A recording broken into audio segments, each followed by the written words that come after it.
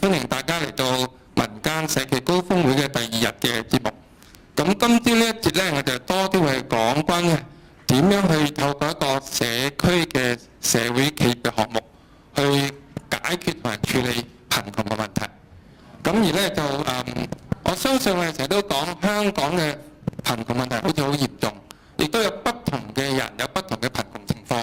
譬如我有跨代貧窮啦、貧窮家庭啦，甚至我有一個叫做工作貧窮，即係話咧，即使你有一份工咧，你都係貧窮嘅。但我哋相信唯有透過社會企業嘅創新方法，甚至係讓我哋嘅受助者主動加入一個即係社企嘅項目咧，係能夠令到佢脫貧，亦都能夠令到咧成個社區有進展嘅。咁所以今日呢一節咧，我哋請到2位嚟自海外嘅講者。咁咧喺我右手邊呢個咧，睇嚟唔似25歲嘅後生仔，佢咧就係嚟自法國嘅 Nicolas 咁佢嘅機構咧就叫 SOS。如果大家知道 SOS 係咩意思，就係國際救援係咪？即係如果你喺海外旅行有咩事咧，就夾緊 SOS 做緊直升機 ship 你翻嚟。咁但係佢嘅機構其實改咗個名係有佢嘅意思嘅。咁而咧喺左手邊，我嘅左手邊呢位咧就係 Suzanne。咁 Suzanne 咧係嚟自葡萄牙嘅。葡萄牙，但係佢係加拿大出生嘅葡萄牙人，但係佢喺里斯本咧做過一間巴西嘅救援機構喺里斯本嘅工作，所以佢嘅國際經驗係非常豐富。而無獨有偶咧，我哋2位 speaker 喺佢大學讀書嘅時候都係讀國際關係嘅 international relations。咁一個咧讀 business 之後加 international relations， 一個就讀社會工作方面嘅國際關係。好啦，咁咧就時間唔再翻去啦。咁咧就我哋個方法係咁嘅，先請大家唔介意我呢啲 first 先咧Suzanne介紹佢喺葡萄牙里斯本一個婦女項目，究竟佢透過乜嘢方法令到當地嘅婦女失業嘅問題得到解決咧？如果大家有留意咧，就其實歐洲好多個國家咧，其實葡萄牙同埋西班牙咧，都係一個比較面對更多嘅失業率嘅問題嘅地方。咁而咧特別喺葡萄牙咧，婦女嘅失業率達到15點幾個%嘅咁其實咧相對嚟講已經有改善啦，比最嚴重嘅時候。咁亦都有咁嘅緣故，就衍生咗阿 Suzanne 呢個機構佢去做呢個工作。咁而咧就講開嘅時候，亦都要俾大家知就係，其實喺西班牙同埋葡萄牙，佢哋透過社會企業嗰個貢獻嘅國民生產總值 GDP 咧係非常高嘅。喺西班牙係達到30%。而喺葡萄牙都達到係20或以上，點解呢？因為當地嘅失業情況非常嚴重，所以如果你個社會企業係主力係透過提供就業機會呢，其實你對整個嘅國家嘅 GDP 貢獻就非常明顯啦。咁而喺法國嗰方面呢 ，GDP 嘅貢獻係達到10%嘅嚟自社企，所以都係非常高嘅地方。大家知唔知香港係幾大？透過社會企業貢獻嘅 GDP 係0.5%。嗱，你冇話，咁點解我哋香港啲社企咁渣咧？唔係，係因為根本冇失業問題啊！香港，大家都留意緊我哋3.2呢個失業嘅數字咧，係講埋一啲唔穩定工作人包埋我哋先叫做3.2。研究嚟講係差唔多係100%就業嘅，所以都因為咁嘅緣故咧，香港嘅社會企業喺GDP 嘅貢獻係唔係咁明顯嘅。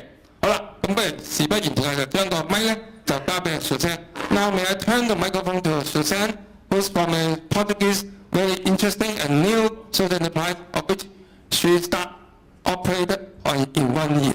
Maybe let us know more from Suzanne how you run this social enterprise and how this come to your mind and how it's operating. Thank you, Suzanne. So you can go to this. Yep.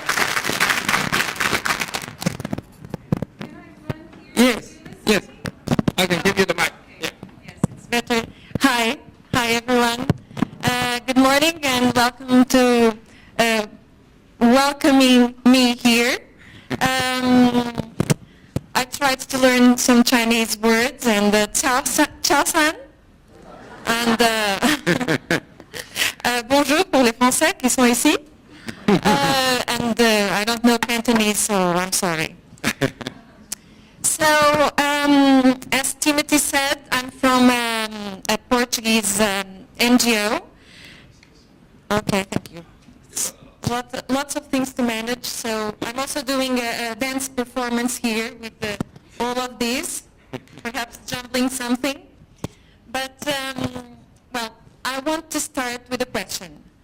I want you to imagine that you were very, very poor and that you could not have any food on your table, neither you have a job for yourself. But even so, society would expect you to contribute somehow. And, sorry, where do I change here? No, this is the one. Okay, okay. No, it's okay. I need space to make my performance. So, this is Rosa. This is an immigrant that came to Portugal. And are you listening okay? Yes, because I do like this all the time. What I asked you about people that has no job, that has no money, and even so, society would expect you to contribute something. So I guess you wouldn't feel very well. And we met Rosa in a poor neighborhood in Portugal. And she was a single mother of 3. She was an immigrant, an African immigrant, so she couldn't speak good Portuguese. And she didn't have the means to support their kids or even to look for a proper job. And with Rosa, in that poor neighborhood in Lisbon, we identified this problem. We had several ladies like Rosa that could do good cleaning services. That's what was her expertise, cleaning services. And she was in an irregular situation. She didn't have a proper payment. She didn't have Social Security and any insurance, so she was on her own, unprotected. And on the other hand, we had domestic households that wanted good housekeepers, and they couldn't reach them. A, because they didn't know where to find them, and B, because the bureaucracy mess was so high. Am I speaking good? Yes? Okay. The bureaucracy mess is so high to hire someone and give them a good contract work that people like me or you couldn't hire formally a good housekeeper. So, sorry, I forgot this. So, on one hand, we have the supply, which is the cleaning ladies, and the demand, employing families, and they cannot meet each other. They don't know where to find them in the right places. And we spotted we figured out that was a chance to make something here. And we started Projeto Marias, cleaning with the hands together. Marias is Mary, is the most common name in Portugal. And back in the days, people would come from the interior of Portugal and would work in the rich families. And everyone would say, my Maria is making my dinner today. My Maria is taking care of my son and daughter. So Maria came, it's like Chang or Zhang here in China, I guess. And it's a very common name, so Maria became the common name for housekeepers. Marias. Really? Right? Yes. All the Filipino maids are Marias. Sorry? Okay, so I guess this is familiar for you. So Projeto Marias is a social business, a social business aimed at creating employment opportunities for marginalized communities. So after all, what do we do in Projeto Marias? We came out with this idea of making a headhunting concept applicable to this common and very simple social question: how to hire people from poor communities and put them in a regular situation, giving them a proper job. So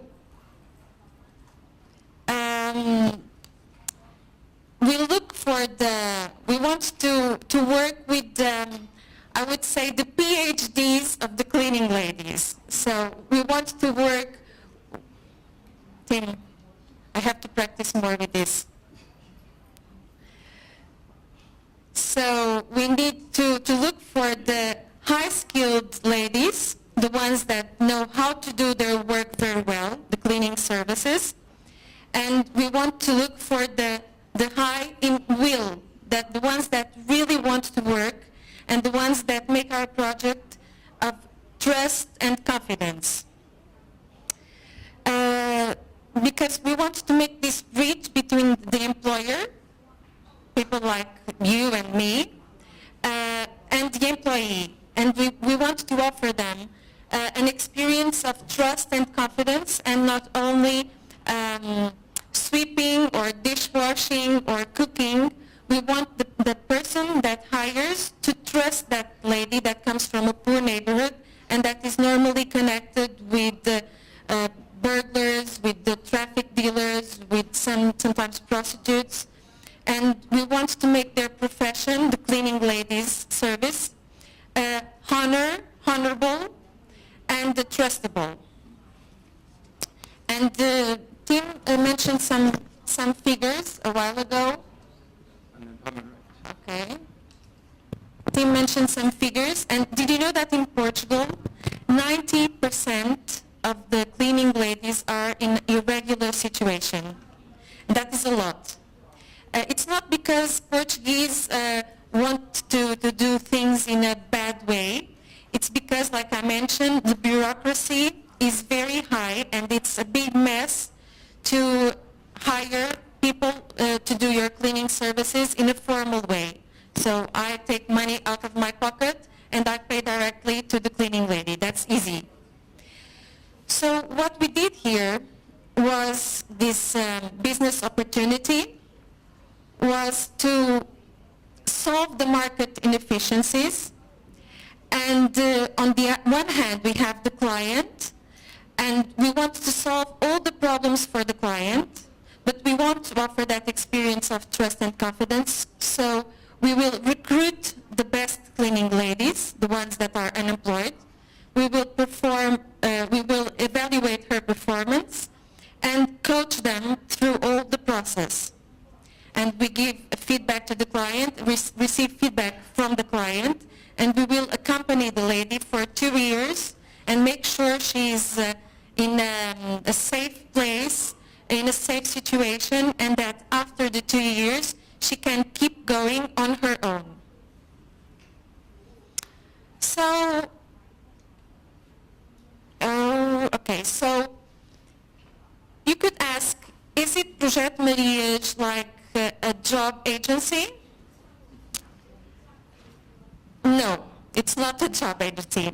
It really does meet supply with demand, but it established this relation over the time, which is a different thing of a job agency. A job agency, I don't know what is the reality here in Hong Kong, but in Portugal, job agencies only make the match, and they don't care if the person is in a good situation, if the person knows her rights and duties to the society. So Projeto Marias does that. It really makes the matching between supply and demand, but it also establishes a relationship between the client and the employee and make sure the employee is in a good situation for now and for the future. So let me tell you about one of our ladies, one of our Marys. Her name is Lourdes. It's not one of these, but it could be. These ones are real Marias.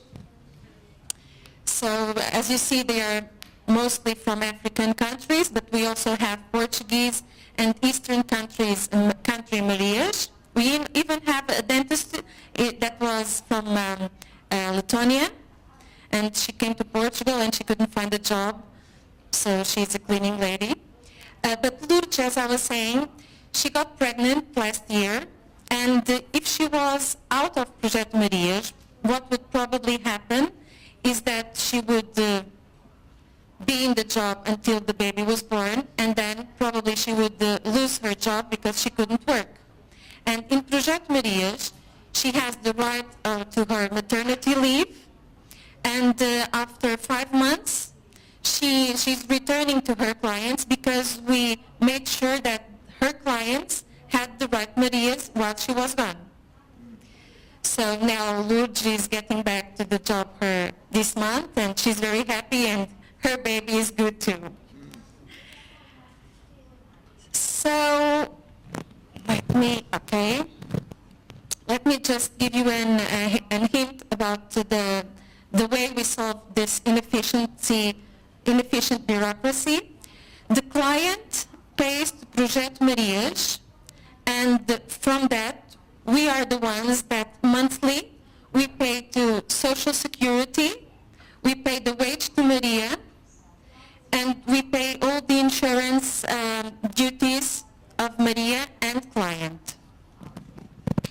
So it's a big bureaucracy thing, and we want not only to give employment to Marias, but also make the government aware of this complexity that makes people to keep in this poverty circle, and that is so simple to take them out of this poverty circle. It's just leave bureaucracy out of the system and makes things easier. Perhaps it's the same thing here in Hong Kong. So we take not only the Maria's perspective, but also the customer's perspective. And when we buy something, and especially here in China, I learned that time is money, and we need to be quick, because everything needs to be efficient. So we take the customer perspective, and we want to give him an experience, as I said, of trust and confidence, but also of simplicity. So you must be thinking, this got to be expensive. No. It's not expensive. It's not expensive at all. It's the same market price. It's market price, we say? Okay. And that's because we built, as a social business, a network of partners. We have a major sponsor that invests in social innovation, which is the case of Projeto Marias. It's a social innovation business. And we have partners in the bank company, in the insurance companies, and our lawyers are also on a business pro bono statutes. We have a management full-time paid position. We have automatized processes. So we take care of this social business as a for-profit business. Pardon. Because we believe that the social business is working toward a self-sufficient mode, and social needs to work a lot, not to depend on the state or on the government. So we need to quick, time is money, and make it.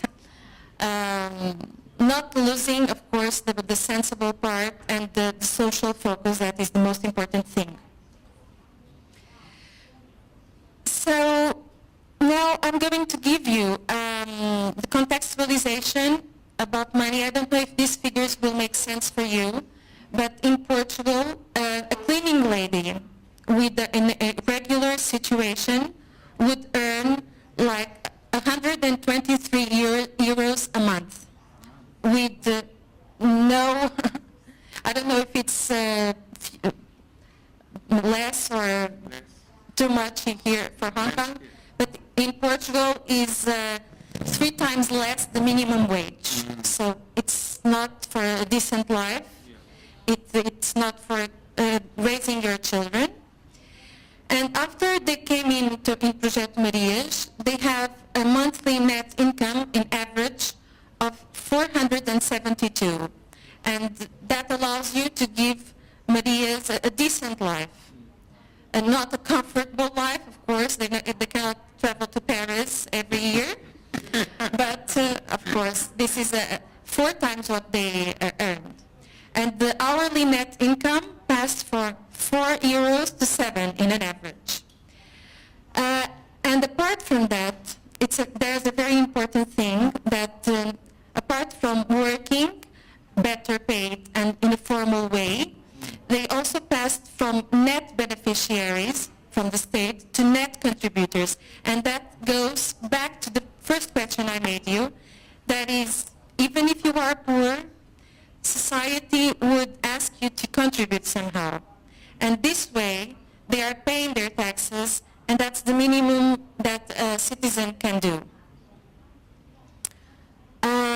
Of course, we experience some difficulties. I will share them with you, especially in the part of the legal, tax, and accounting issues.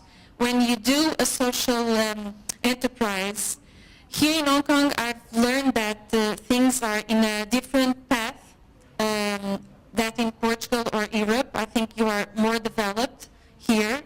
And in Europe, apart from the United Kingdom, social enterprises are still in their first steps. Am I right? You're not from England. Okay, sorry. And we want things to happen fast because we want to give an answer to people, to society, but the stakeholders, they take their time. They're not quick. And we want to work fast and give the right answers to the people, to the community. And we learned some things for the future.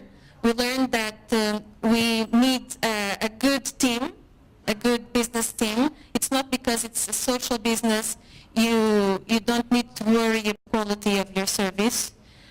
On the contrary, you need to offer a high quality service because you are a social business. And you need to work on a budget and to work on a budget and a plan. You need to have a business plan and invest in key tools, exactly, in key tools, and start. I've written here, start only when key processes are systematized and tools are fit for purpose. But my experience is also, don't wait for everything to be perfect. Just start with what you have and do what you have to do. Follow your gut. And finally, I'm in my final words here. These numbers are not very high. Portugal has a different scope of acting. We are just 10 millions in Portugal. But in Lisbon, we managed to intervene to impact in more than 90 women employed and empowered. And that means more than 90 citizens paying their taxes, so contributing to society, and more than 90 families that had overcome poverty. And even though it's not a big number, I think even if you make the difference in one person's life, it's worth the wait. So, do I have the answers for tomorrow? I don't have the answers for tomorrow, but what I've learned is that simple people doing small things in unimportant places get extraordinary changes. So, thank you very much. Thank you, Suzanne. Thank you, Suzanne. I agree with you that although the impact seems a little bit number, but I think the impact behind is changing the lives of the 90 families and also to the country, to the city. 雖然首先話佢個機構佢做1年，只係為90個 Marias 帶來工作機會，但係呢90個 Marias 係講緊佢90個家庭，亦都帶俾里斯本一個新嘅面貌。咁我哋陣間咧就會俾大家一齊去討論下，你有問題問咧，歡迎嘅。咁我哋先聽埋我哋嘅靚仔小生阿 Nicolas 分享埋佢哋法國呢間嘅社企叫 SOS。你有冇想象有一間社企佢係一間集團嚟，佢專係收購其他社企，而且係投資其他社企。咁佢一年嘅 turnaround 咧係講緊7億5千萬美金，嚇7億5千萬美金。所以不如我哋將個時間交俾 Nicolas， 請佢同你介紹。Nicolas, it's your turn, please share with us your wonderful SOS. Thank you.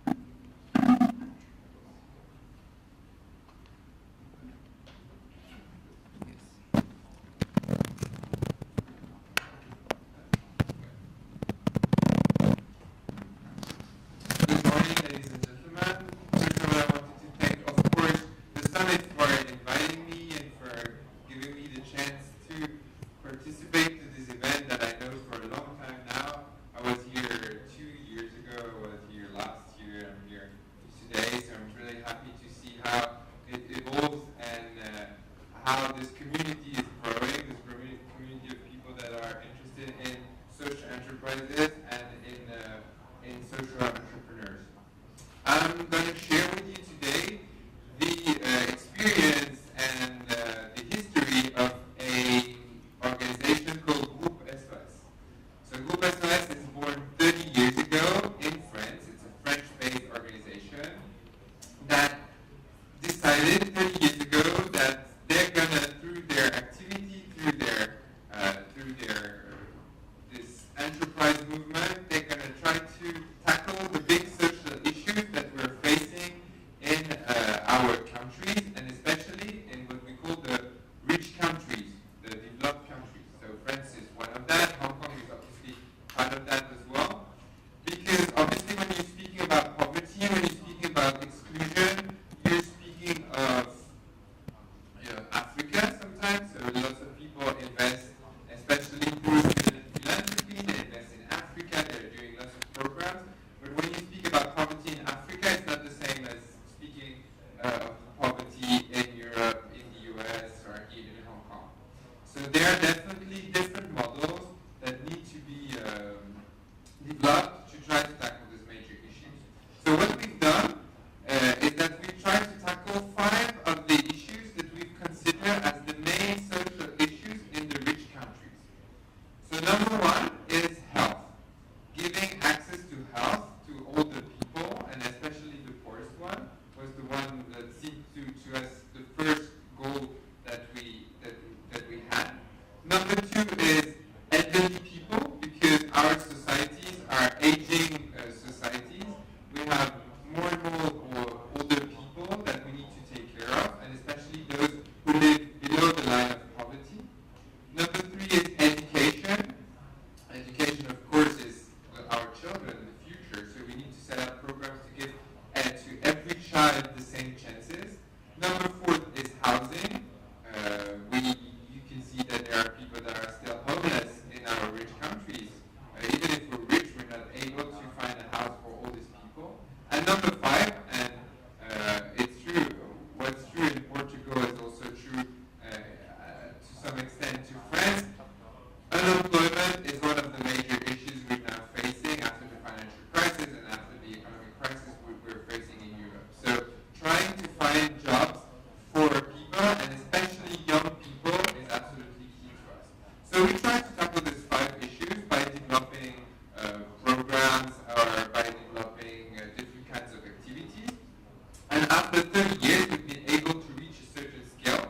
We're now 12,000 employees, so 12,000 people working in this company that are getting paid. These are not volunteers, these are paid people. A turnover of around $1 billion annually. An impact on, and that's maybe the most important thing for us, on over 1 million people. So that means that every year through the activities and through the services we're developing, we're helping more than 1 million people in over 30 countries. So we're a French-based organization, but we're working in 30 countries. We're in America, we're in Canada, we're in South Korea, in Africa, and we try to be really all over the world. Why? Because we think that we're all facing the same issues. We're facing lots of issues. We're actually, and I'm going to speak about that, we're actually coming to Hong Kong and trying to develop activities here in Hong Kong. And what we've seen is, of course, you have your cultural differences, but still what you're facing, the social issues that you're facing, I know lots of countries that have quite the same one. As I told you, like for young people, for education, for elderly people, these are things that are common. And I think that there are a lot of people throughout the world that try to reinvent the wheel all the time. We're all thinking, we're all trying to get solutions, while we never really talk to each other saying, oh, what's your solution? What have you set up? So I think that the summit and places like this are very interesting because they give us this opportunity, and this great opportunity that we don't have during the rest of the year, to confront and to be confronted to other realities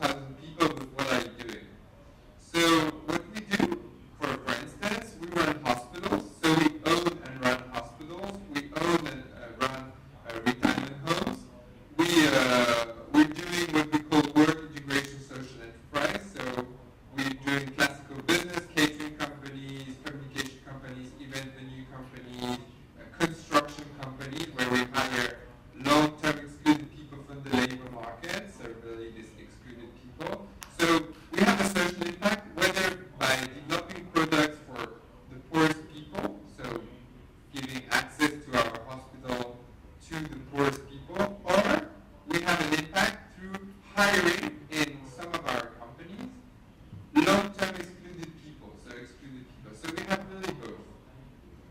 And we're really happy to be able to have been able through this year and now to have a great impact on the people, because we really, it's our main focus. We think, and that's the philosophy and how we've been built. It started 30 years ago only with 2 people.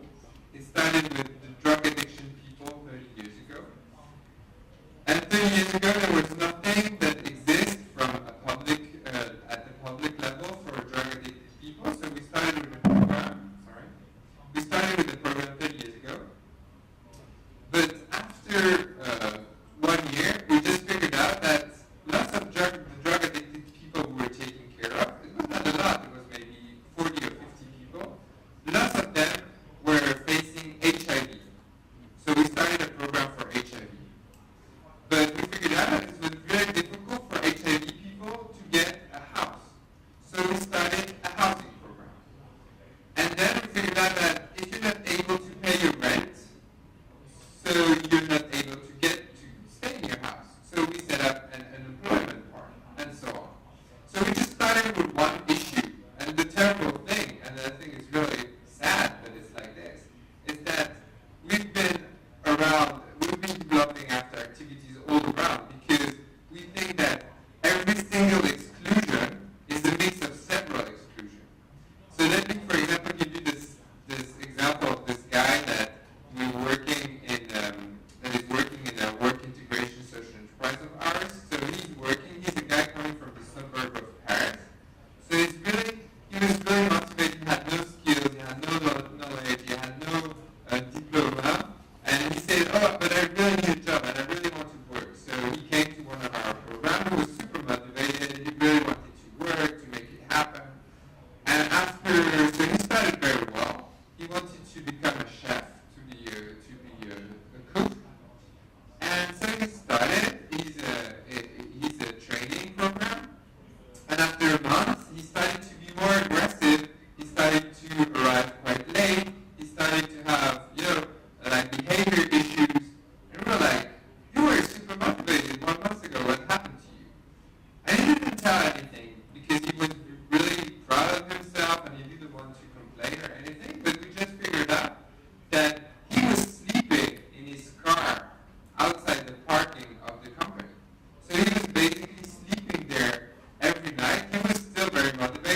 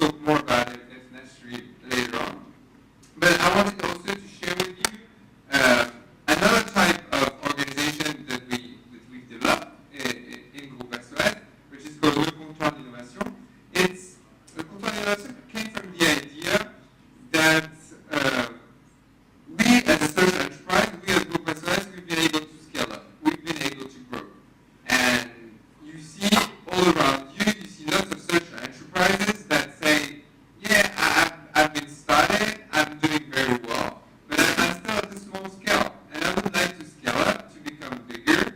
And I think that's one of the big challenges of our industry right now, is to find the ways to scale up, to grow, to make it really happen, and to make that social enterprise become a huge part of our economy. Because I think it has really a strong role to play in our economy right now.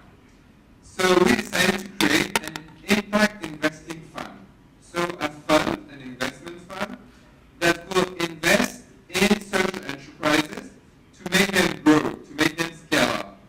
Investing giving them money, of course, but it's not necessarily only money that the social enterprise is looking for. They're also looking for consulting, for mentoring, for helping them to reach the scale, to become more professional, to become more able to grow, to hire more people. And they need advices, and they need lots of things. So the idea of this fund was to create a fund for money, but also for bringing people, and especially the expert of Groupe SOS in all these countries, to put these people in position to help and support for 5 years, because our investments are 5 years, for 5 years, to help this to grow and to scale up.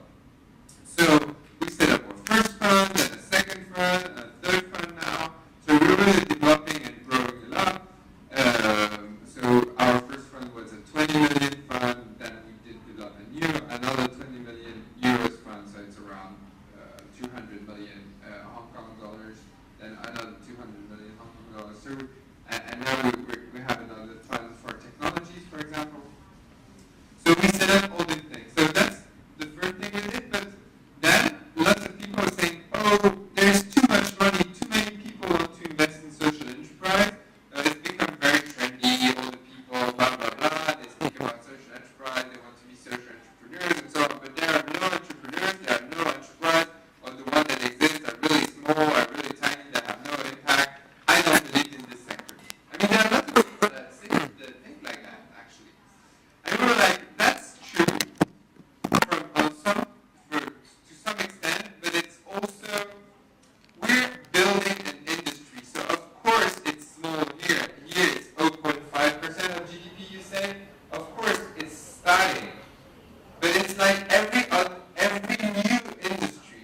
When you think about new technologies, for example, when you think about internet, when you think about lots of technology that didn't exist before, there have been massive investment in incubation program, in universities to help these companies to scale up, in public programs and so on and so on. So if we want to build this industry, we're thinking that of course we can invest in social enterprise, but lots of them are not investment ready. And we need to prepare them to make them grow, to become investment ready.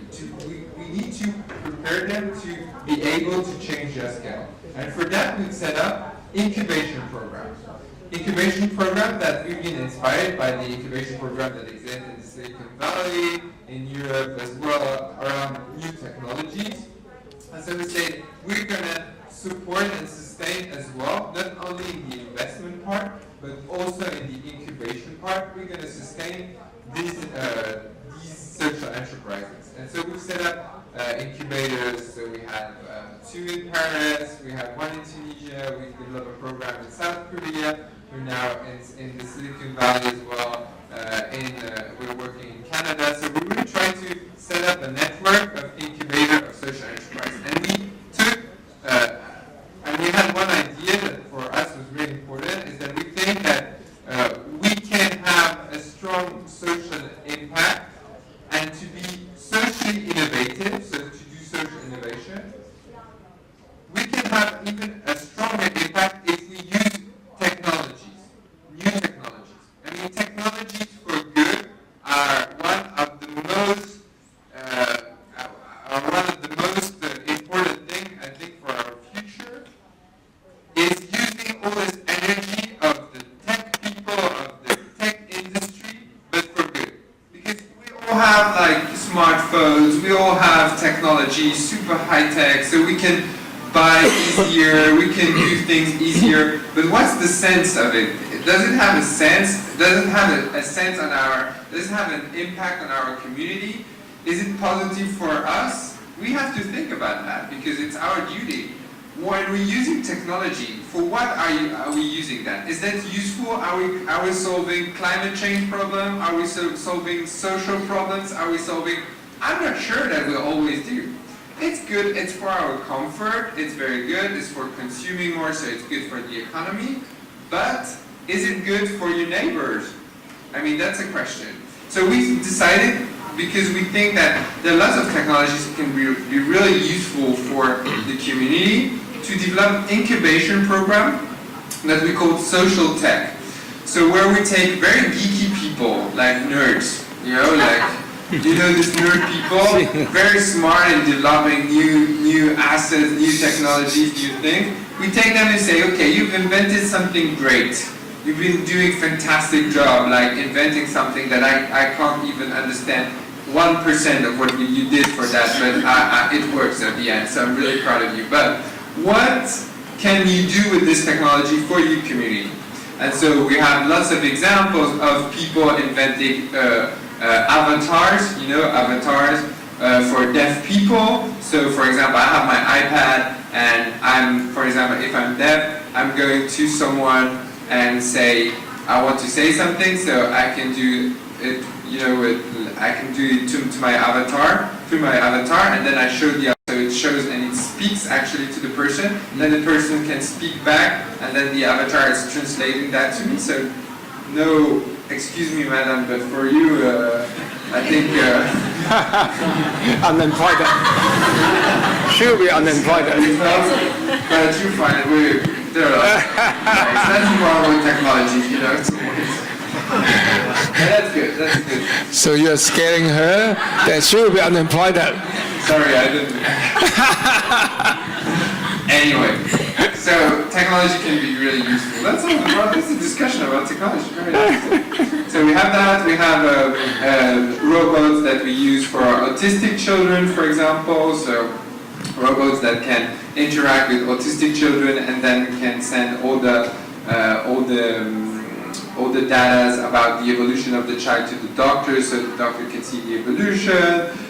We have there are plenty of possibilities, there are plenty of entrepreneurs, and especially among young people and the youngest generation, especially among engineers, and people say, oh, I would like to help, I would like my invention and my thing to be useful for a community. So we're really excited right now because I can tell you, even if it's like a bit early, but I'm not here every week.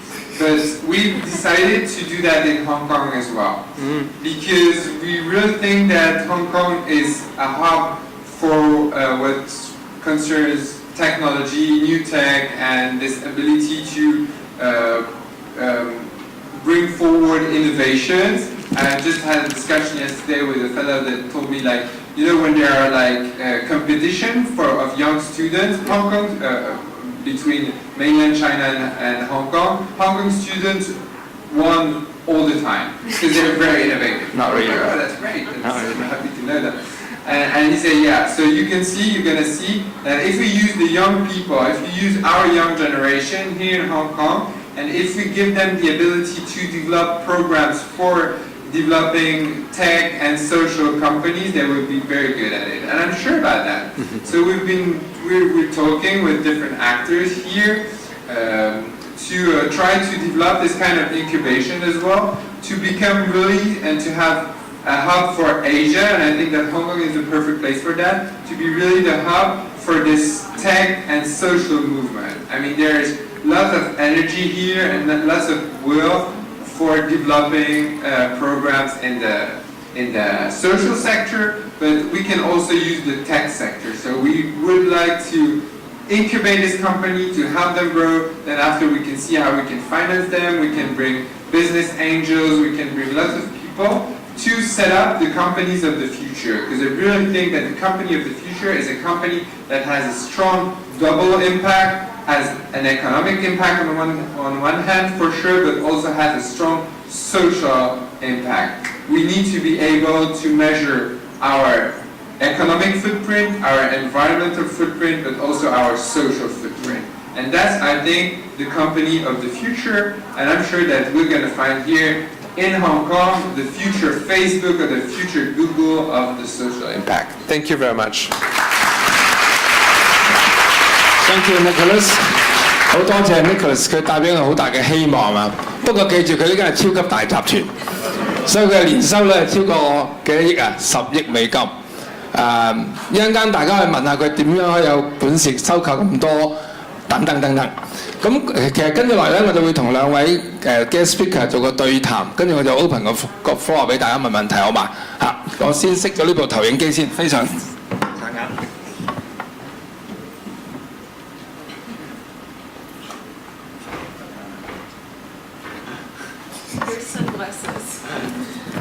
佢哋忘記戴太陽眼鏡。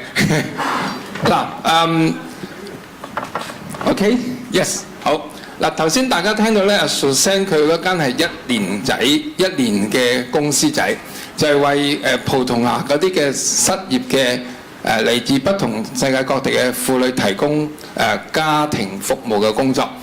咁我好中意佢間機構名叫 Marias。好有親切感啊嘛，因為香港所有外傭都差唔多最開始嗰幾年都係叫 Marias 嘅，係嘛？咁咧就阿 Nicolas 嗰間就好大嘅，即係一個係巨人，一個咧就係小螞蟻。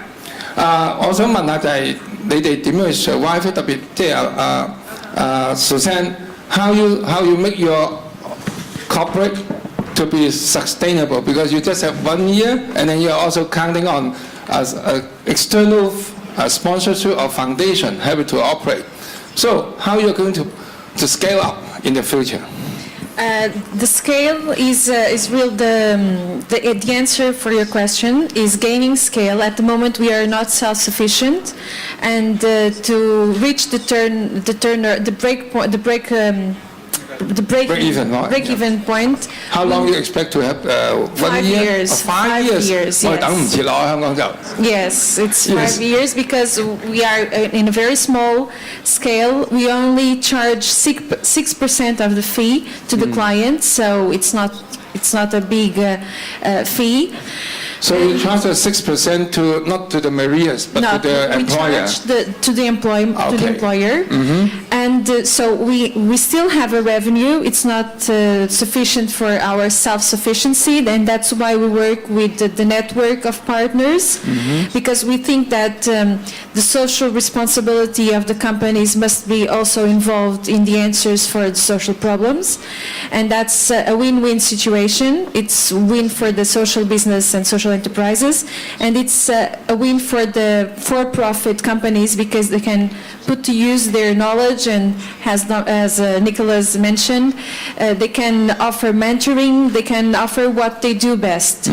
But going back to your question, we have a major investor in Portugal that is investing in social investment, which is the electric Portuguese company, EDP. Which, by the way, is owned by Chinese. So it's a roundabout. Yeah.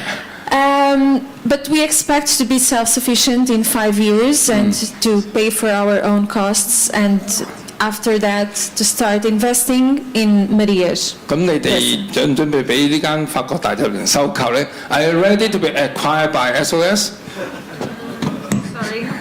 Are you ready to be acquired by SOS Group company? Yes, They are very big. yes. They can offer you a lot of technical, mentor, Actually, consultation. while Nicolas was speaking, I was just making my head calculations and thinking, coming to Hong Kong, you don't need to come to Hong Kong, go to Portugal. No, you can go to France. Very close by, right? Yes. 好近啫嘛，由呢個葡萄牙上去法國。隔個邊界啊嘛，係嘛？ So Nicolas, how do you assess her company, and do you think it's your target?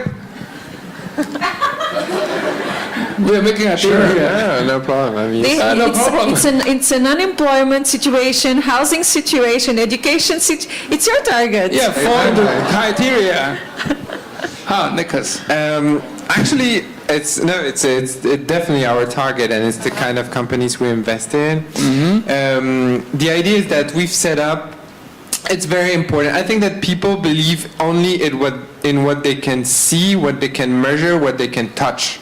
Yeah. I mean, like, it's very important to be able to prove that you have a social impact, because I know too many people who are doing, and too many big corporations, and I won't give names, who are doing just bullshit, who are saying like, No bullshit. oh, I'm social, I'm super social because I paid a lot for a social thing and blah blah blah.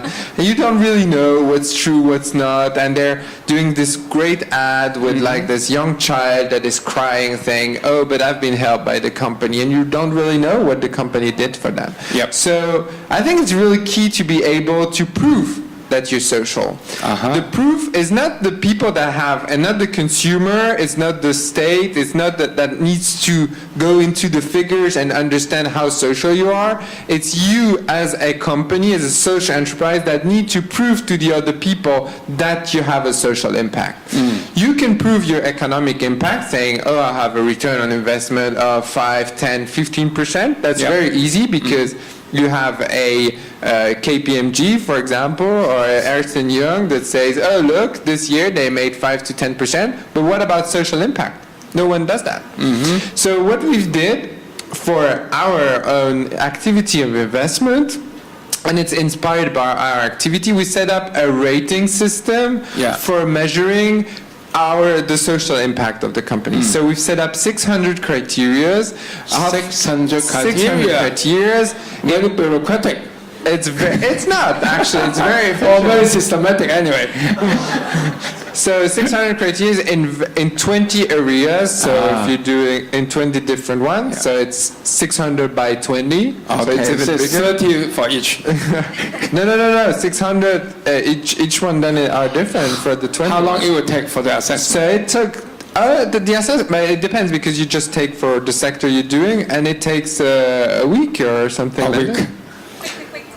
It's not data collecting, but it's very important because if you're not able to track the social impact, you can go on stage like me and say, oh, I have a big social impact actually, but maybe I'm a faker. I have no social enterprise and I have no social impact. I need to prove that. It's why we're doing that. We're assessing that with Groupe SS, and we're doing that for our investment.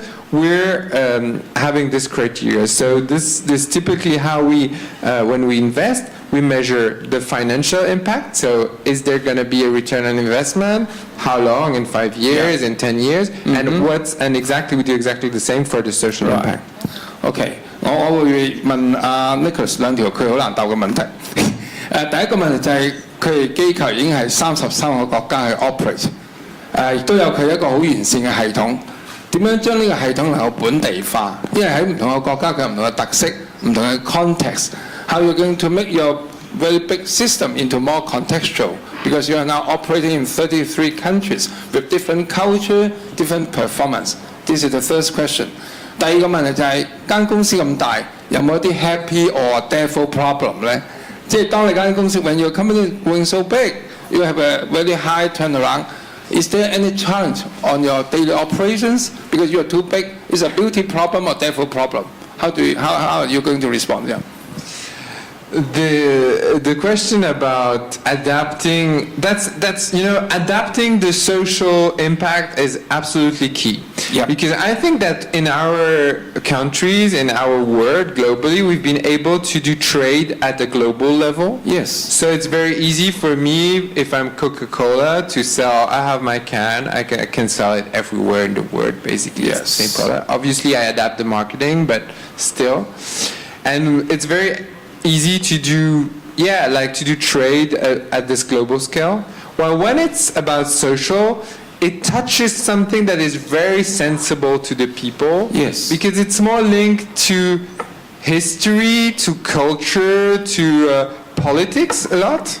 Because it's the role of state, which parts plays the state and so on. So it's very tricky and it's very complicated. So it's why the economic movement has been global very quickly, and you have lots of world organization, while the social one stays very local and very national. Yes, very contextual. And very contextual. So, but what I've told you before, what I was trying to say as well, is that the problems are the same and are quite the same in every country. So obviously the models, the social models, the political models are different, but still the issues are quite the same. So of course we need to adapt. So in each country where we go, we adapt our metrics, we adapt that to the place where we are. So we work with local organizations to do that, universities or social enterprises movement and so on. But the core is the same, because an issue with elderly people here is almost the same as the one that we have in Europe. So we don't have to think that it's a huge mountain. We just need to do it. I see. So that's for your first question. Thank you. And for your second question, people think when you become bigger, then you become evil, because it's good to be small. Small is cool. Small is trendy, small is sexy, you're small, but you're dynamic, and so on. You become big, you're like, oh, what's behind, and all this amount of money, and blah, blah, blah, and so on. So people tend to be suspicious when you become bigger. And that has been one of the main challenges. It has been able to run all these activities and show and doing the day-by-day kind of work, and at the same time be very transparent in the way, for the social impact that you have, for the economic impact that you have. And that's a huge, huge work to be transparent. Not that it's that we want to hide something, but we need to really to show and prove to the people, to our clients and so on, that we have this strong impact. So we need to measure that, we need to do that. So that has been the big challenge. It's a question, because in terms of business activity, becoming bigger make things easier. I think it has been very difficult to be from 5 people to 10 people. It's as complicated as coming from 3,000 to 10,000. I mean, it's like it's 3,000 to 10,000 is nothing basically compared to 5 to 10. Okay. And it's so from a business perspective, it's like that. But from the other perspective, then when you have an impact on over 1 million people, you have a huge responsibility on your community. So you really need to prove your impact and show that you're efficient in what you do. Yeah. So can I ask you a silly question? How efficient is your decision making from top to down? How many days or how many minutes? We're very reactive. Reactive? We are very reactive. Yes.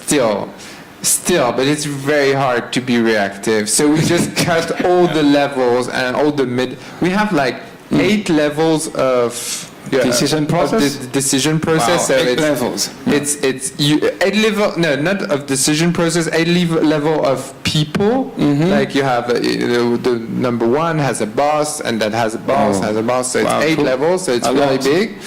But we try to be really efficient so that the number 1 or number 2 can go directly to number 7 and to number 8. Jump, and jump. Okay. So we try to set up bridges to stay very reactive. Because you know why? Because social issues are evolving faster than just consumers in the classical business world. So if you're not reactive, you die. So as a company, so you really need to be as reactive as you can. So you really need to cut all the decision process that exists, but without putting in danger your organization. That's always the tricky thing. Great. So I will turn the question to Suzanne. 大家都知道咧，南歐人咧就好懶嘅，佢哋通常係中午先開工，由夜晚就好夜先食飯。我試過一次喺南歐嗰邊咧，佢哋夜晚10點鐘先食晚飯，食到2點。咁我想問喺佢哋嗰個機構嗰啲 Marias 咧，會唔會都 adapt 咗呢個咁嘅即係好遲工作啊、好懶散嘅文化咧？ How are you going to deal with the so-called late working and also the slow eating, slow dinner culture? Okay, that's a good point, because really, it's a culture, as I told you when I came here, when I arrived before yesterday, right in the airport, I had this learning experience curve, because I was exchanging money, and I was all flustered with the yen money and euros and Hong Kong dollar money, and I was just trying to, after 6 hours flight, trying to make my head together, and the lady, come on, quick, time is money. So, and no one was behind me in the queue, but she was fast. Pushy, very And pushy. right away I learned, well, I have to move here. So what you're saying, Timothy, is true. Well, I would not say that we are lazy. No, but, slow, only slow. We are slower than in the Eastern countries, that's true. But the reality of my Marias is that they wake up at 4:30 a.m. They take care of their children, Wow. and they start working. Because they have to commute to Lisbon. They live in the nearby suburbs. Suburbs, yeah. So normally they would have to commute to the city, to Lisbon, even though it's not very far. Yeah. It's 1 hour train, but sometimes they live far. Yeah, traffic jam or Yes, something like that. Yeah. so they wake up very early and they start their jobs at 7 a.m. and they work all day long and they go to pick their children at 6 o'clock. Mm-hmm. So I guess they sleep early. So that's not really a point for my Marias because they really work, Great. not my own, our Marias. They work a lot and people recognize that. I see. So these Marias are not stay at the home of the employer. They go Some back of to their own them, home? yes, some of them are interns, Yeah. and we are having a big a boost of searching for interns. That means they live Okay. in the house. Yep. But most of them live in their own houses. They have their own families, and every morning they go to work. Great. 好，咁不如我哋將成交俾大家台下嘅朋友，你有咩問題請你舉手，咁我哋同事就會攞個咪俾你㗎啦。If you have any question, please raise your hand and we can discuss together. Okay, the first one here. Yeah. This lady. 第一位女士，係，你可以用中文問都得㗎，唔緊要㗎嚇。Actually, I have a question for Nicolas. How transparent is your company's assessment? You mentioned that there are 600 criteria. Are they available in the website? And how is the weighing?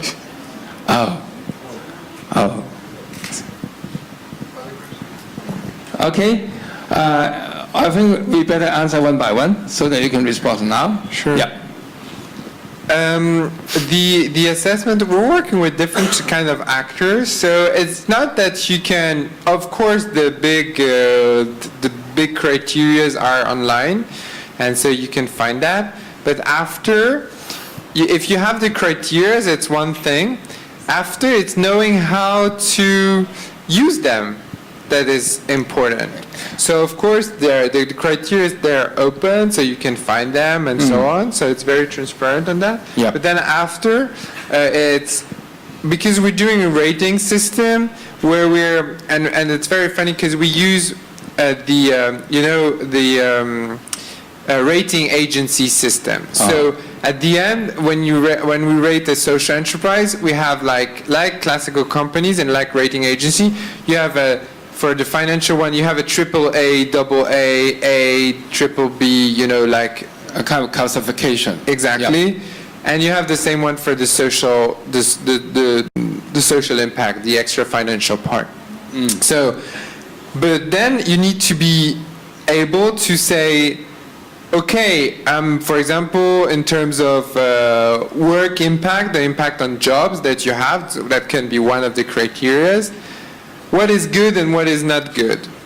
What makes a company efficient and what makes a company non-efficient? Because the criteria, they can't all be quantitative. Some of them needs to be qualitative as well.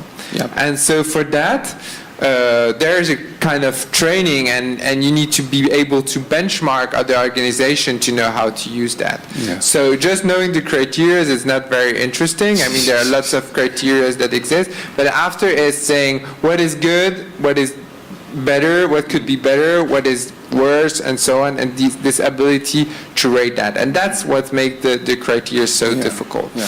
But I think that at a certain time, at a certain point, what I would really like, for example, here in Hong Kong, but everywhere in the world, is that at a certain point, governments, they say, okay, I'm going to take 5 or 10 criteria, whatever, no, from our methodology or from another, who cares? I'm going to take this criteria and I'm going to say, this is very good, this is average, this is not good. And then depending on that, they're going to rate all the companies.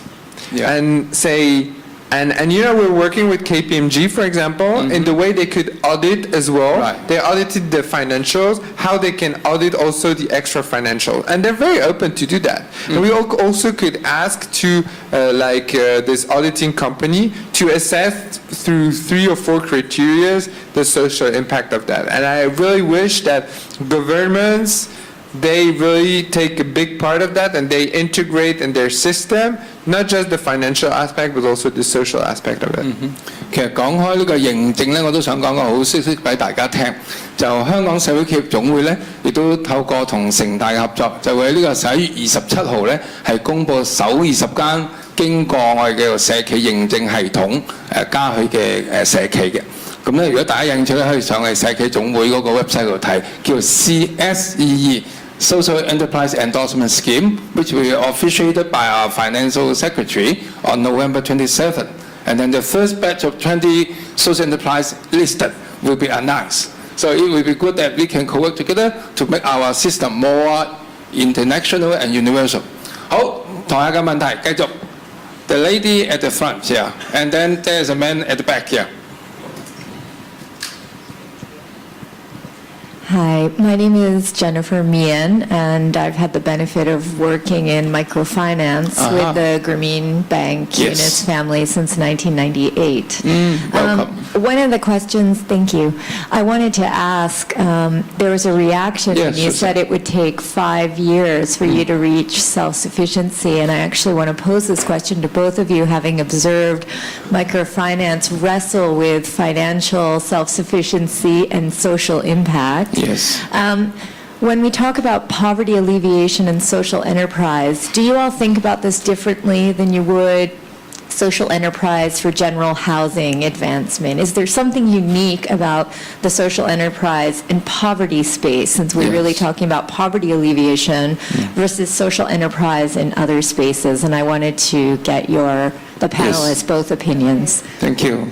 So, if I understand your question, I would say that the poverty alleviation, it comes with a credibility if you try to make it self-sufficient. If you try to, it's not a bad thing to earn money out of your business, and it's good. And I think it's the path that we are building in Europe.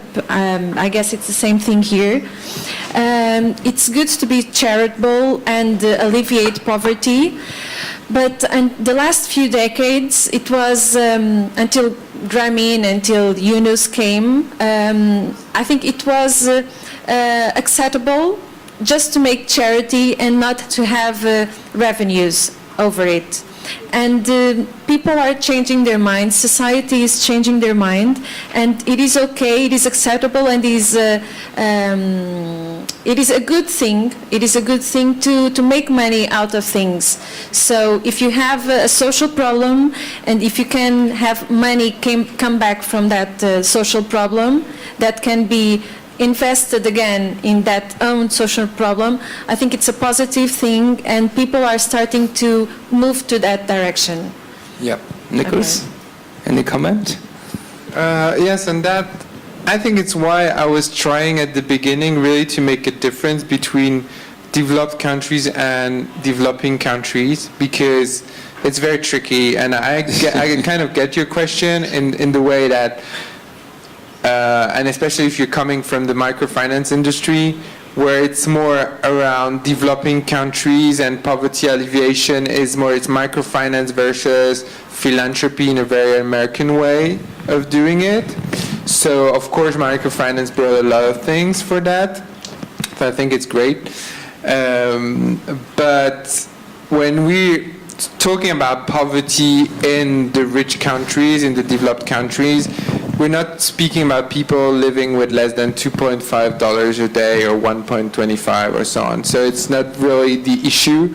The thing is that I think that in our developed countries, exclusion is very vicious. It's a vicious circle, made of this, all these inclusion made of several exclusions. So of course, when we speak about social enterprises in poverty alleviation in developed countries, I think we're speaking about all these programs around health, about, like Obamacare, like affordable care, or like things around housing issues, education, schools, universities, how you give access to that. So it's very, very different from just saying, oh, how can I provide with water supply, with food, which is another debate. So I really make a big and strong difference between both of these areas. I think it's really important, and we mixed up a lot, and especially with Professor Yunus, that is coming very often to France, and we have this debate. We have lots of debate around that, and I think he's more thinking as someone from Bangladesh or from India, like with these local issues, and he's trying to teach this social business to European countries where I don't think it's always really adapted, because the issues are not the same, and the social enterprise, they fulfill another kind of goal, and they're linked to the political, the social system, and that is totally different. But I think that he has a huge impact on what he does, but it's why I would make that difference really between developed and developing countries. And that's what I mean, the cultural and contextual uniqueness, and also talking about adaptation. 好，後邊嗰位男士，然後跟住到前邊啊 Dave Miller， 後邊嗰位先，最後嗰度係啦，啱舉手位，唔該。I'm Mr. Chow, working in the government for many years. Welcome. Yeah, welcome, Makama, the facilitator. I have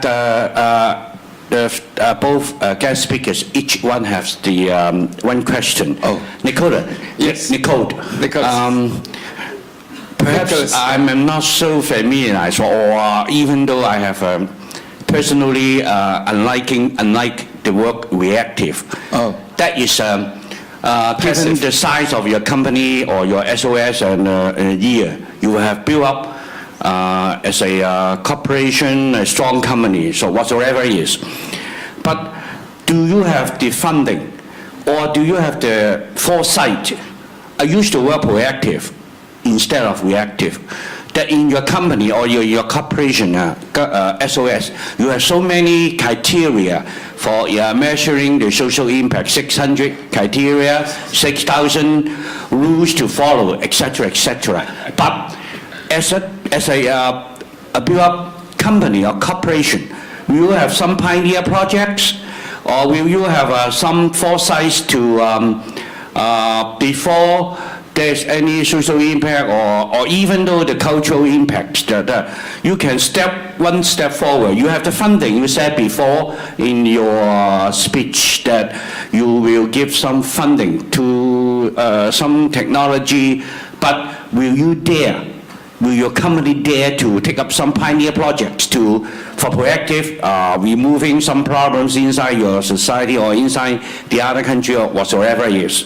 You may like to answer. Okay, Nicolas can answer. And the other question is for Suzanne.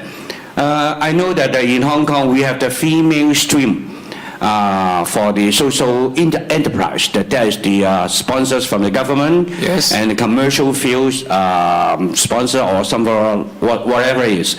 But I know that you have just built up your project for 1 year.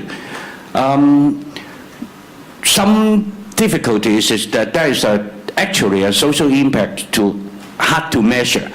But will you have to find the water? Will in Hong Kong the financial source? Say how is a little bit is quite a big question. Is you see the support from the Portuguese or the Lisbon, the government to support you on the one hand. On the other, how about the commercial field? So that you said that there may be 5 years to go for the big even pond. But you know that the financial source for a newly built up company or your projects. Yep. Very important.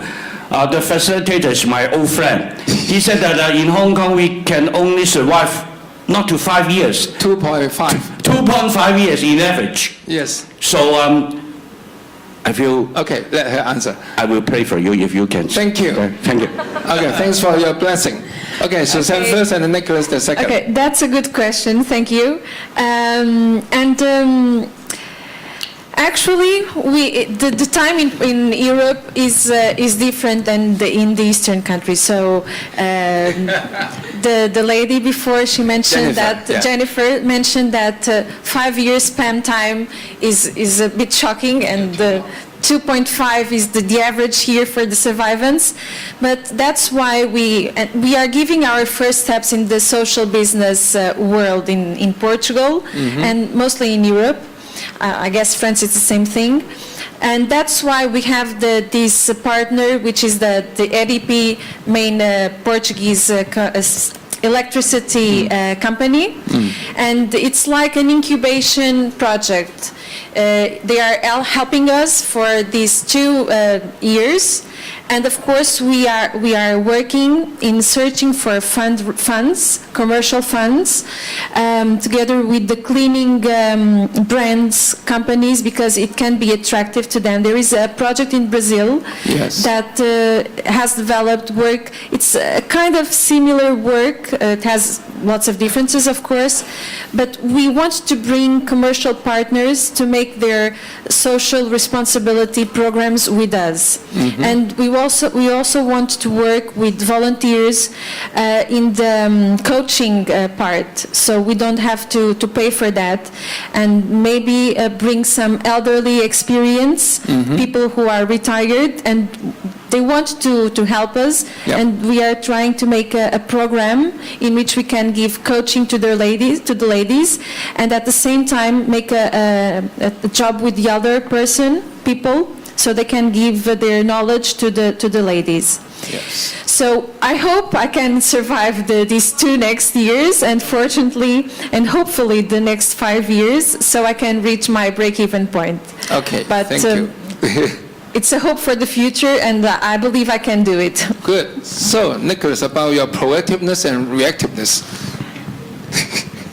Sure. The first thing I wanted to say, and maybe because I'm a French person and you will understand why I'm saying that, is that I've heard that the UK was the only one of the main advanced countries for social enterprise.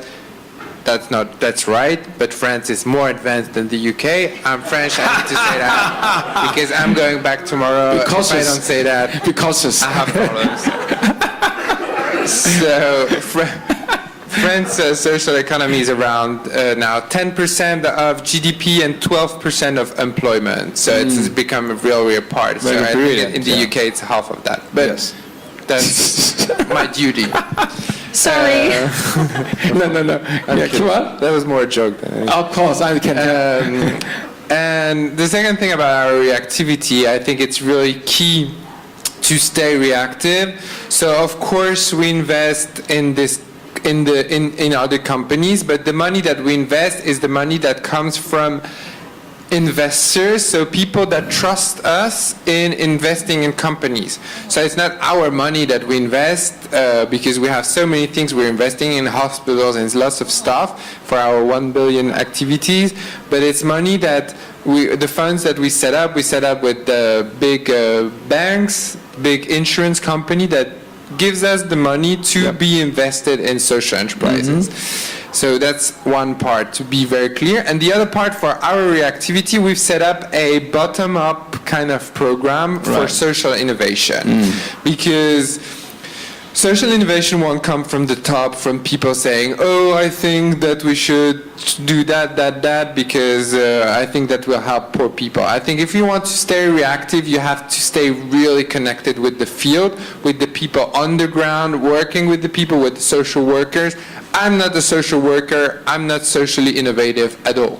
So I'm not able to give any social innovation. But there are lots of people inside Groupe SOS that work for 20, 30 years in contact with this population. And as I told you, social issues are changing very, very quickly. Yes. So we've set up this program where every year we ask all the people, all the employees, what would you do? What is the next program that you would set up to help tackle the big social issues you're taking care of? and then then we have all this proposition and all these ideas that come on the table, and then we discuss that with professionals, with doctors, with academics, and so on. We organize sessions, and then if we vote for that, then we can invest in piloting new programs for doing that. So it's really in the heart, I think, of our business is this social innovation. Good. Okay, Dave, the gentleman there. Yep.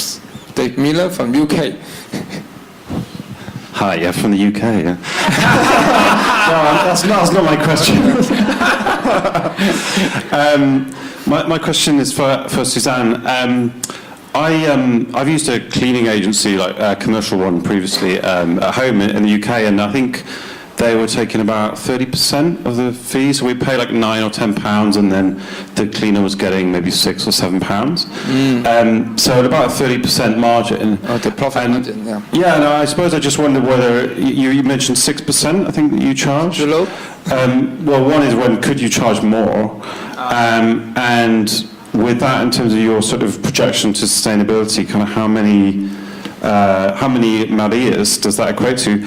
And I suppose the second part is that could you see, presumably there's a lot more Marias in Portugal and around the world who could be helped by the model, and what might a scalable model look like? Is it you mentioned some of the commercial partners.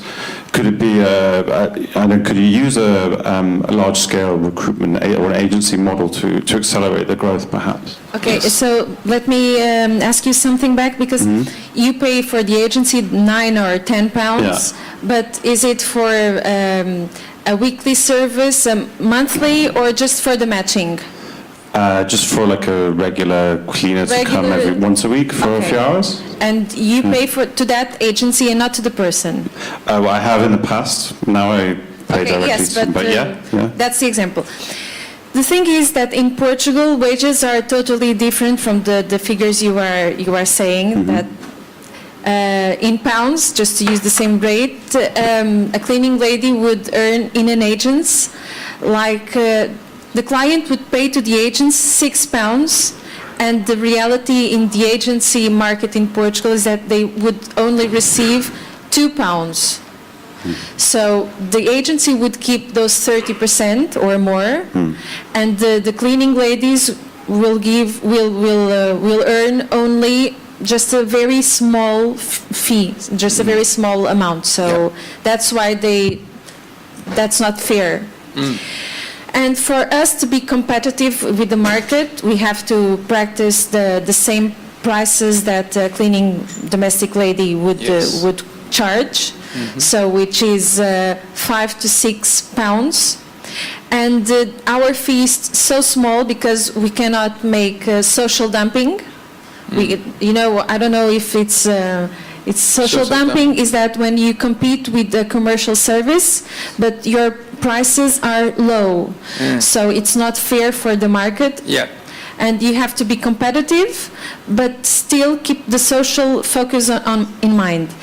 And your second question is, to reach that level of break-even, we have to have 300 Marias and working in the high-level packages, which mean to offer to the client more than 12 hours a week, or the interns Marias, which is better for the ladies because they only work in 1 or 2 houses and they don't have to commute between all the houses and the employers. So it's different realities, and as Nicolas said, we have to adapt to the realities. And of course, if I would charge 10 or 20%, I would reach my self-sustainability, but then the ladies would earn much less, and my social focus would be lost. Yes, thank you. In fact, I think here talking about 2 factors. One is the economic scale. When you have more clients reach the economic scale, then you can reach easier to the break-even point. And the second point is that, as you mentioned, that you have to have the Marias to transport from their home to the working place. And it really involves a lot of time, money. So there's a service in Hong Kong operated by Senior Citizen Home Safety Association. It's the Easy Home Service, 管家儀, with the aid of an app that help to cut short the transport and also to encourage more engagement of the Marias into the real work every day. Yeah, okay. 仲有冇問題？問兩個 speaker 嘅有冇 ？Yes, the lady here. Yes, at the front in blue dress.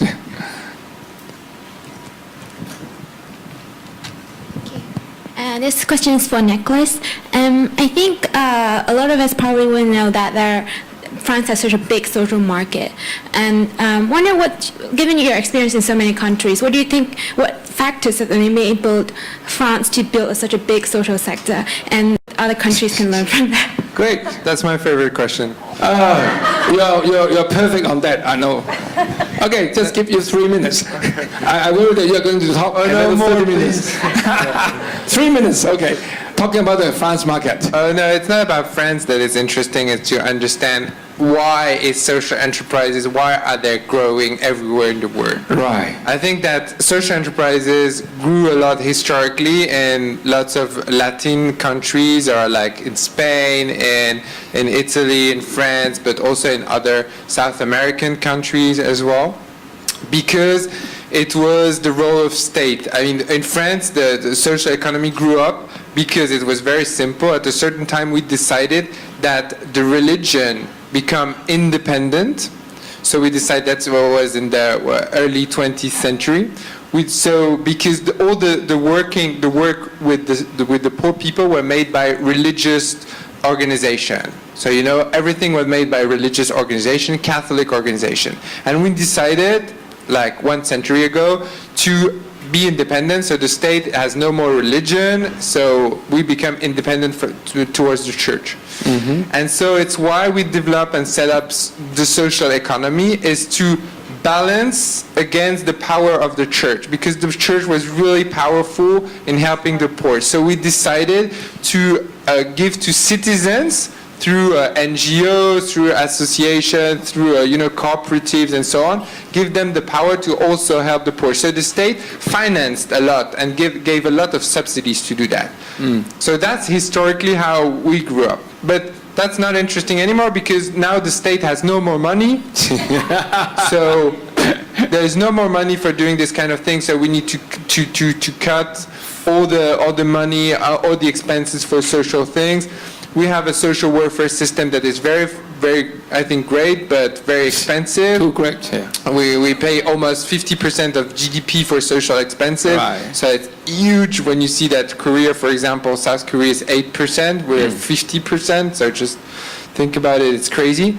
So it's why what's really interesting right now is to understand that social economy is not developed anymore in these social welfare states, or even if it's developing, but it's more in the countries that are more liberal. And it's in these liberal countries that you see that it's why we speak a lot about the development in the UK and how it's going on in the US, how social economy is growing, because it's there where you see the biggest progression. And why? Because of the financial crisis, because of the economic crisis. Before 2008, things were okay. I mean, we were like thinking of growth and so on. But after 2008, there has been really a gap, and then we say, oh, inequalities are growing into our societies. I mean, the difference between the rich and the poor is becoming bigger and bigger. And if we don't stop this trend, the society and the community is going to blow up. Yeah. And we need to find something. And of course, in these countries, in the more liberal countries, where inequalities are also bigger, because when you have a social welfare state, inequalities are smaller, that's for sure. But in these countries where you see this gap and this growing inequalities, they were like, what is our solution? Doing what like French people do, like spending through the states? No, that's too bad. That's really bad. We won't do that. We won't set up a welfare state and this, because we don't believe in the power of state of doing that. So what's our solution?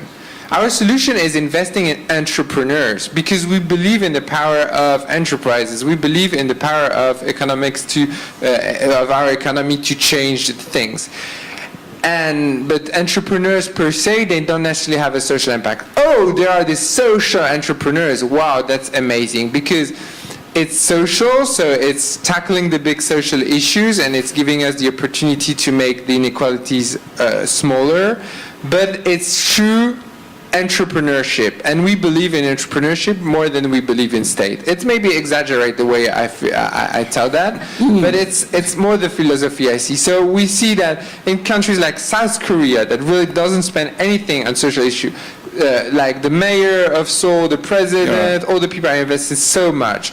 In the UK, in Canada maybe less, but in the United States and different parts of the world like this, like they're investing a lot in social enterprise. And it's really interesting because it's also, as what we say, is linked to culture, is linked to history, and it's linked to politics and on the the way and the power of the state and the way you see the state acting in society. And also link up to election, right?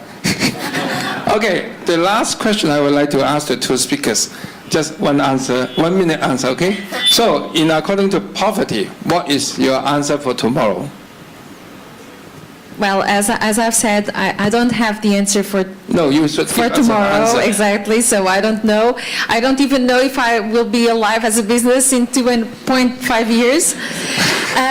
But I do believe that we must do the things that we are passionate about, and don't wait for the perfect environment. Just go for it, just do it, and remember that even I like this African saying that says that if you think you are too small to make a difference, think that you are sleeping in a closed room with a mosquito.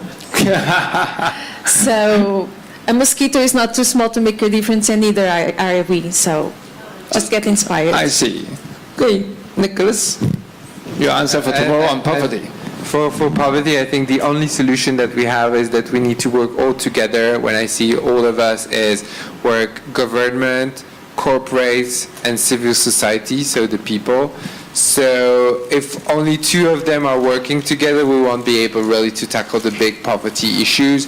It's a common interest that we have, and we all have to go. We all have to be on the same line. So I really believe in these alliances and this work that corporates can do with social entrepreneurs and with government, and they all have to be aligned. If one of them is not aligned, it won't work. Yes. So from the experience I have from the countries that I've seen, it's working only where all these three elements and all these three organizations work hand in hand for a better future. Great. So that according to poverty, what we can resolve is working together. The fourth sector, there's the government, the business, the social work or service, and then the social entrepreneurs to work together in a concerted effort to resolve the issue totally together, and importantly with the poor people together. Not only work for them, but work with them. Okay, so on behalf of the audience, I would like to present two small souvenirs as a token of appreciation. Actually, it's a kind of a Chinese thing about Taiping, 清酒, 发牌. Okay, so Suzanne, thank you very much. Thank you.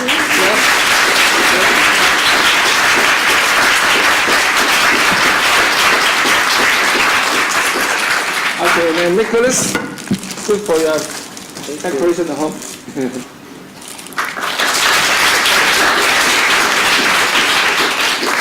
Thank you very much. So thanks for your time. 多謝各位出席今日呢一節嘅關於貧窮嘅活動。咁咧，我哋到此完結啦。第二節開始就係11點鐘，呢間房係會講長者服務嘅 LD service 嘅。如果你歡迎，請你嘅留低或者出去行個圈翻嚟。我哋11點鐘開始。Thank you very much. Our next session will start at 11.